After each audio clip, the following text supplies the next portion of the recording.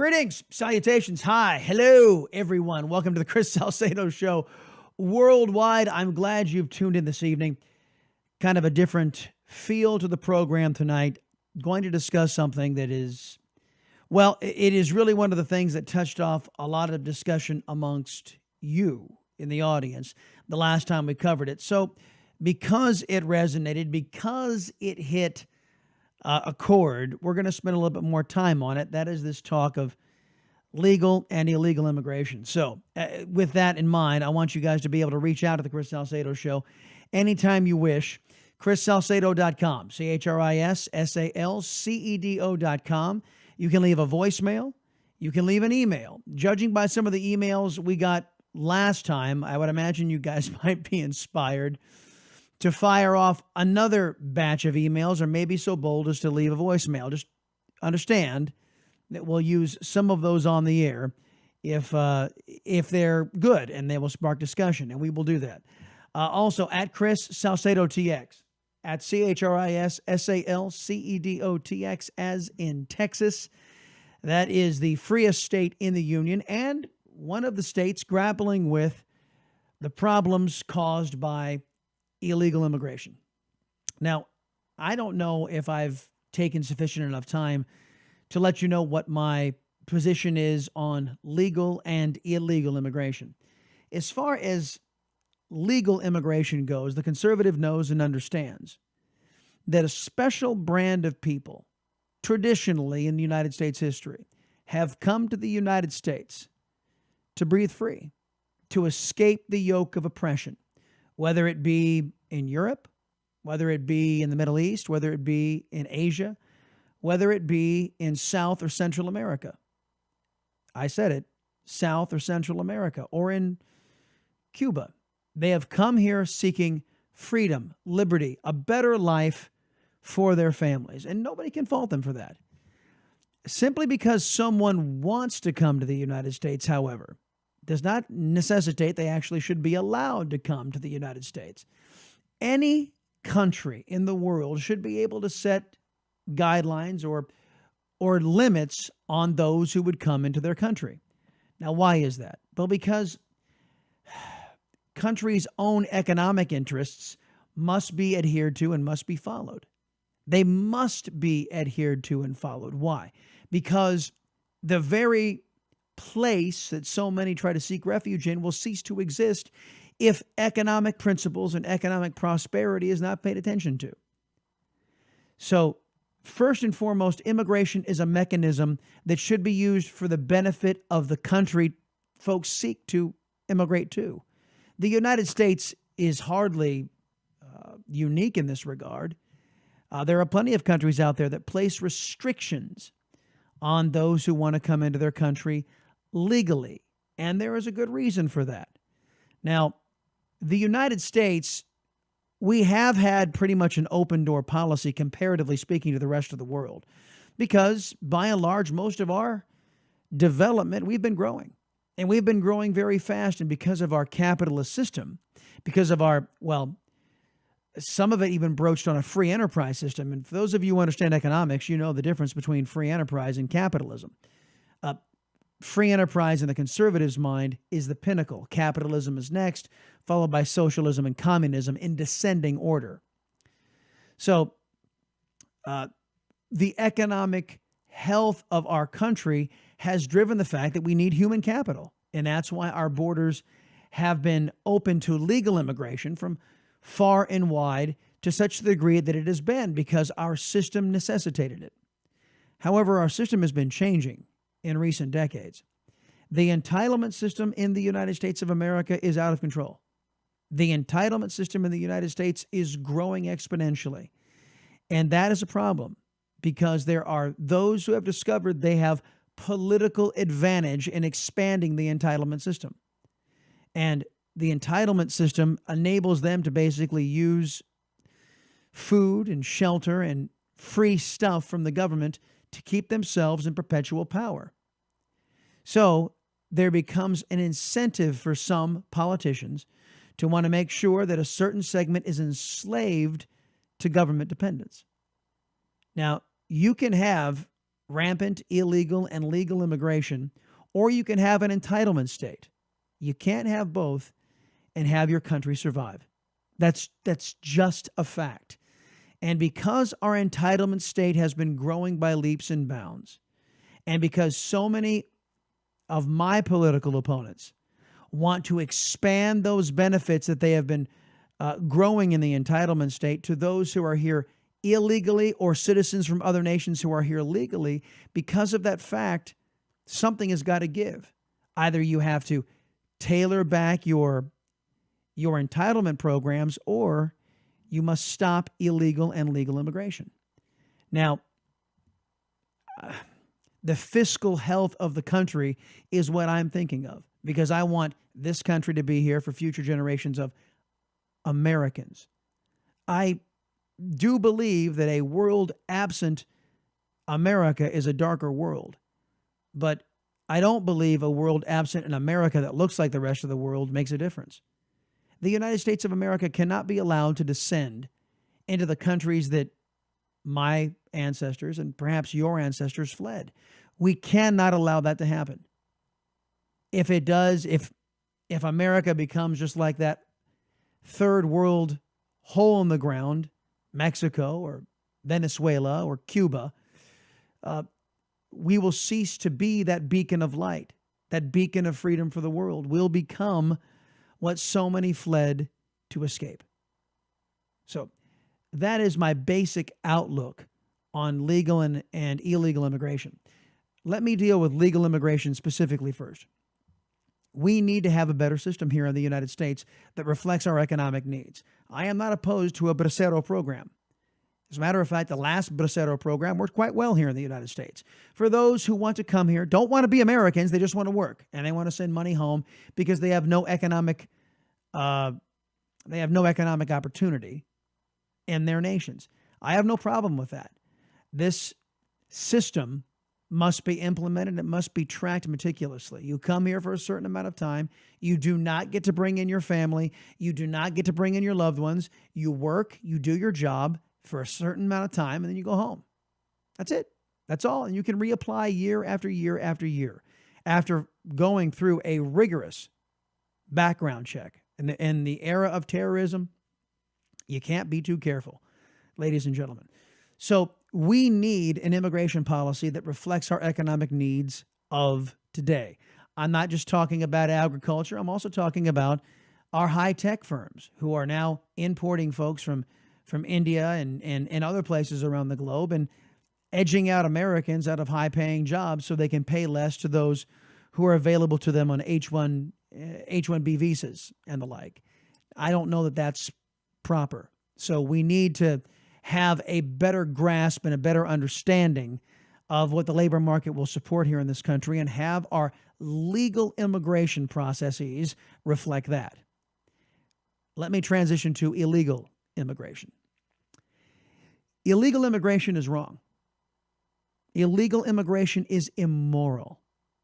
And illegal immigration is bad for the United States. It's bad for any country where it is tried. Now, I know that there are going to be some in this audience who are either illegal aliens, know illegal aliens, or have members of their family who are illegal aliens. Notice I said illegal immigration is wrong. Illegal immigration is immoral. Illegal immigration is bad for the United States. I didn't say illegal immigrants. Human beings, just like you and me. Human beings who I understand the motivations as to why they come here. But as I said to begin the program, simply because folks need to be here doesn't mean that it's in the best interest of the United States of America to allow them to come here. I understand there's great need all over this globe. There are far too many countries in this world that do not reflect American values. That is why there's such a great need around the world. If many other countries emulated the United States of America, representative government, freedom, liberty, that kind of, at least before the age of Obama, let's say reflected America before the age of Obama, then the world would be a much brighter place. Right now, we're the only light. The light in Europe is dimming. There hasn't been a light in Mexico in a good many years. The light has been long snuffed out in places like Cuba, and it's being extinguished right now in places like Venezuela. So illegal immigration is wrong, and it ought not be. It should stop. Now, I know that there is healthy debate out there about how we should go about stopping that, or to what degree that looks like here in the United States. Do we round up all illegal aliens and ship them out? On that score, I have to say no. And it's not because I feel compassion for the illegal aliens, though there is a part of me that understands and feels compassion for any person around the globe fleeing the persecution from countries like Mexico, persecution from countries like Venezuela, persecution from countries like Cuba. I really do feel for those individuals. But the reason I don't believe in rounding up a whole bunch of illegal aliens to the tune of 20, 25 million illegal aliens in this country is I don't want to punish my fellow citizens twice. The federal government, across several administrations, both political parties, 535 individuals in that Congress, plus a president from either party. They are primarily responsible for allowing illegal immigration to continue unfettered. And it has harmed several communities as a result.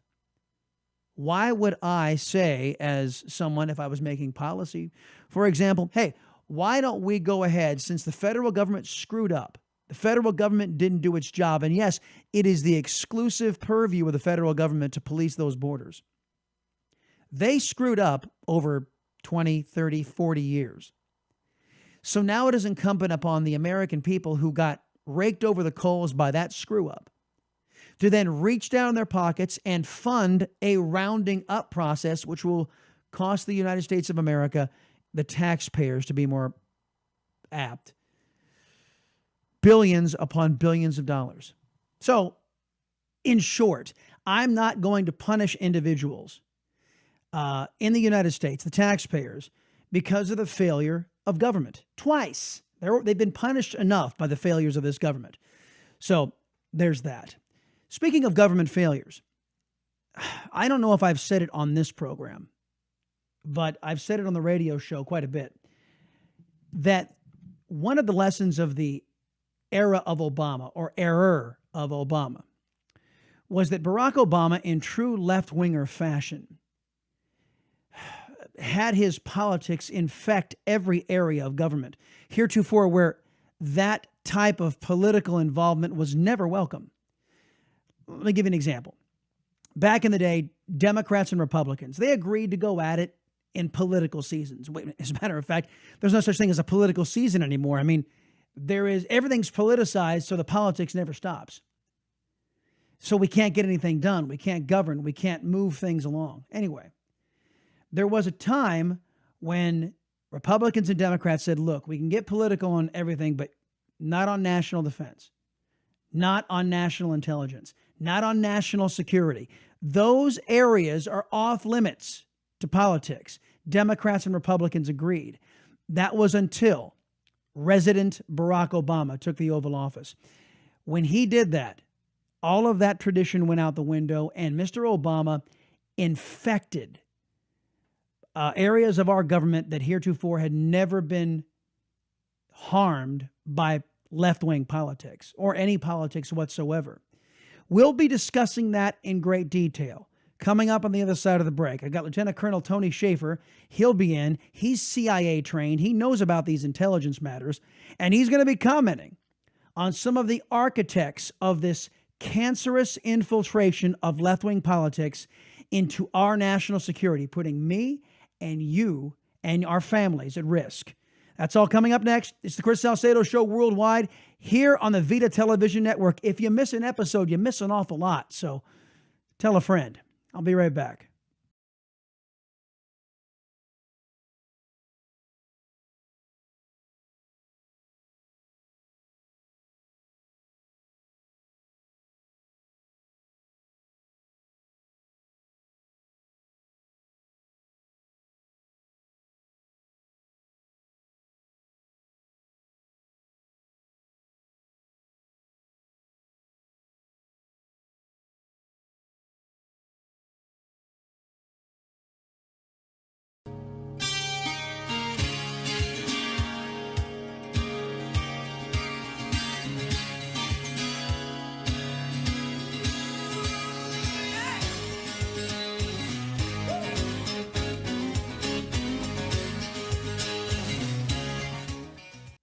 Welcome back, everybody. It's Chris Salcedo Show Worldwide. I'm going to play a soundbite for you. You guys won't be able to see it, but you'll be able to hear it. It's former CIA Director John Brennan talking with CNN's Jake Tapper. Mr. Brennan and his cohorts, former Director of National Intelligence James Clapper and James Comey, were called political hacks by the President of the United States, Donald Trump, which they are. You're going to hear Mr. Brennan live up to that moniker that has been attached to him by the president, because he's asked by Jake Tapper, well, give me your reaction to being called a political hack. Well, first of all, he was referring to us as political hacks because he was trying to delegitimize the intelligence community assessment that was done. No. He wasn't trying to delegitimize the intelligence community. He was trying to delegitimize you, Mr. Brennan. And as a matter of fact, while you and Clapper and Comey were in political appointed office, a lot of your underlings were ratting you out. Now, it's not as bad as the leaking we're seeing as the Trump administration was coming on board, but the leaking was still there nonetheless. So what they had done is try to tell us in no uncertain terms, like, for example, when it came to the development of ISIS, when Barack Obama tried to hide ISIS and its impact from the American people, the rank and file intelligence officers were writing the reality. Mr. Obama was instructing Brennan and Comey and Clapper, all of these individuals, to tailor the intelligence so Barack Obama wouldn't have to do anything, or it wouldn't interfere with his political narrative. So don't for one second, folks. I've often said that Barack Obama doesn't equal America, just like, frankly, Trump doesn't equal America. John Brennan doesn't equal the CIA, the good men and women in the CIA, nor does James Comey equal the good men and women in the FBI, nor does DNI Clapper reflect these individuals who have given a lifetime of service. These individuals are political hacks, these guys at the top of the Obama intelligence community. And they perverted our intelligence community because they allowed politics to get into intelligence, national defense, and other areas where heretofore it was never acceptable. Jim Clapper, Jim Comey, and John Brennan did not write that assessment. It was written by the professional intelligence officers and law enforcement officers. No, it wasn't. They wrote one thing, and then you, John Brennan, changed it to fit Barack Obama's political narrative. That's politics. That's not intelligence. And you sold out the United States of America and our national security to protect Barack Obama's political fortunes Of this great country. Secondly, I feel very honored to be associated with Jim Clapper and Jim Comey in the same category. And considering the source of the criticism, I consider that criticism a badge of honor. So the criticism is from a sitting president of the United States. And Mr. Brennan, in typical political fashion, says, oh, I consider this a badge of honor to be called out by the President of the United States. That is a political response, folks. That is not a response that is given by someone who is impartial and just serving the country. All right, I talked about this earlier today on the radio with Lieutenant Colonel Tony Shaffer. This is how that interview went. All right, welcome back, everybody. It's Chris Salcedo Show. Glad you have tuned into the program. Look, on the phone with me now, Lieutenant Colonel Tony Shaffer. He is CIA trained, folks. He is one of our go-to guys when we're going to talk about intelligence issues here on the Chris Salcedo Show. Colonel, welcome back. Happy to be on. Let's talk about Brennan and Clapper. We haven't gotten to the sound bites from Clapper yet, but we'll get to that in due course. Yeah. These guys were called political hacks by the President of the United States, and then on CNN proceeded to basically prove the president right as they exercised in naked Democrat politics. Is that your evaluation as well? Well, yeah. I mean, look, you've got two senior members of the Obama administration speaking out as if they know what's going on now, and they don't. And I said this last night on the story with Martha McCallum on Fox. Look, I'm in contact with a lot of the folks currently working this issue. And, Chris, I can't go into detail, but let me say this. They're taking the Russian threat very seriously, unlike Barack Obama, who laughed it off multiple times. And these two men were material contributors to the failure to identify properly the Russian threat. So this is what the insanity is. You have these men now saying, oh, he's not taking this seriously. who in their own time in these positions of authority completely failed. And all I'm saying, and I think you would agree with me on this, we just need to look at these men for the charlatans they are. These people are failures. And what they're doing now is political grandstanding designed to do two things: undermine the confidence in the outcome of the election last year, because I keep saying this word hacked. The election was not hacked. They even testified to that fact. And secondly, they're doing everything they can now to disrupt the agenda of President Trump. So to me, they are political hacks, clearly defined by the president. And we just went through, three sound bites of former CIA Director John Brennan, long considered to be one of the leakers of intelligence that was designed to harm President Trump. But when we listened to their criticisms of how this current president, and you know what, he kind of drives me nuts with his outreach to the Russians. I do not trust the Russians. I don't believe they're our friends. I believe they are adversaries borderlining on our enemies. But so I do accept the fact that this outreach by the president, that he recognizes the geopolitical problems we have, ISIS and other problems around the globe. We had a very good cooperative relationship with the Russians, you know, the ISS and all of that, before Vladimir Putin got in charge, and then Dmitry Medvedev, his puppet, got in charge. But at the same time, the criticisms from both of these men, as they are criticizing 11 months of the Trump administration, Barack Obama sat on his worthless rear end for the last 8 years and did absolutely nothing. Everything that they are criticizing President Trump over, Barack Obama is guilty of 1,000 times over. Right.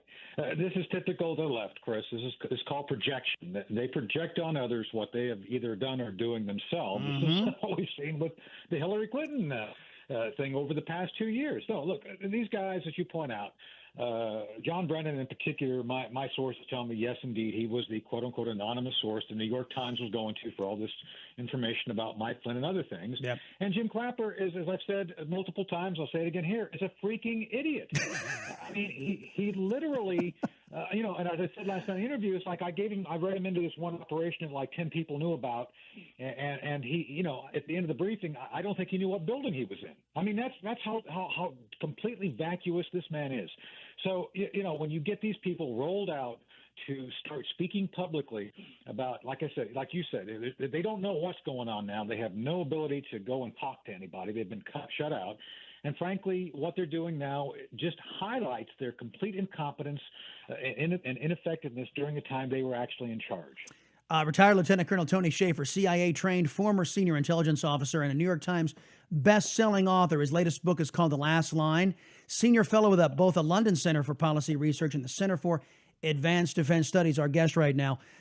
I brought up this piece. This was a New York Post write-up on this, how Barack Obama, during the 2012 campaign, the actual intelligence that was actually happening, the reality on the ground, was inconvenient for his campaign.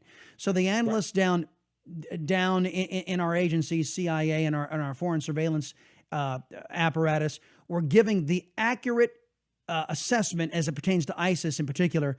We're giving that correct assessment, but everything was being rewritten by the Brennans and by the Clappers and by the Comeys of the world, trying to fit a political narrative of Barack Obama. So isn't it fair to say that these men who were in charge put Barack Obama's electoral fortunes ahead of the national security of this country? Oh, absolutely. They jumped in whole measure with the president, working to help make sure that the political narrative matched the intelligence narrative. And it's a narrative, not the reality. And look, there was a guy named Scotty Barrier, Major General Scotty Barrier, who conspired with Jim Clapper to rewrite the intelligence reports coming out of Central Command, the command actually fighting the war, for purposes of trying to create a favorable and completely false picture of what was going on with ISIS. And it wasn't until, the chairman of the Joint Chiefs, General Joseph Dunford, came in and fired the commander down there, a guy named Lloyd Austin, and got rid of all these folks, did things start changing and improving. Because obviously, Chris, if you're going to be effective in fighting a war, you have to have a clear picture of who you're fighting and how you're fighting them. And that took overcoming the complete undermining, selecting individuals who are completely loyal politically, but completely ineffective tactically to do their job. And that's the danger, and that's what we are faced with now with the residual individuals left behind from the Obama administration and the Trump administration. That's one of my criticisms of the president. I don't think he's gone far enough, fast enough to get out all of these folks who were politically minded rather than professionally capable, and that's something that's still a danger today. The Obama holdovers, in other words, and we have long lamented that Barack Obama infected heretofore where it has never been acceptable in defense, intelligence, and national security to have politics intervene. Barack Obama broke all those molds and installed political operatives rather than people, as you rightly point out, who are competent. Let me pivot to the Trump dossier because I think this illustrates the point beautifully. The Trump dossier was fake, and everybody knew it was fake in the intelligence community. But it was Brennan and Clapper and Comey who elevated it. So they were either the most stupid men on the planet, or they were doing it so they could take faulty intelligence, not even intelligence, a faulty opposition research and classify it as intelligence so they could undermine the next administration. So either they were the most stupid men on the planet or they were politically motivated. Would you agree with that assessment? Oh, absolutely. No, it's either incompetence or political decision-making, and neither is acceptable. And I think what we're faced with now, Chris, is that, we've got to go back and do a thorough investigation. The New York Times is lamenting today that President Trump is calling for the investigation of Hillary Clinton. Oh, we've never had investigations of political rivals before. Well, maybe in this case, the crimes we're talking about here are so overwhelming you cannot ignore them like you did in the past. So I think that's what was coming down to, is the fact that you had the Clinton campaign funding illegally foreign intelligence services and manufacture out of whole cloth dirt, and that dirt then was passed to the intelligence community, and the political hacks like James Comey, Jim Clapper, and John Brennan all took it and ran with it. So it's all illegal. It's all something that should be investigated. And Chris, people should go to jail. Yeah, and I think it's instructive that the New York Times didn't lament the fact that laws could have been broken and the national security was put at risk. They're just lamenting the fact that we don't prosecute political operatives or political opponents in this country. You got to be out of your minds. Tony Shaffer, everybody, Lieutenant Colonel, retired from the United States military. Appreciate your time and expertise as always here on the show.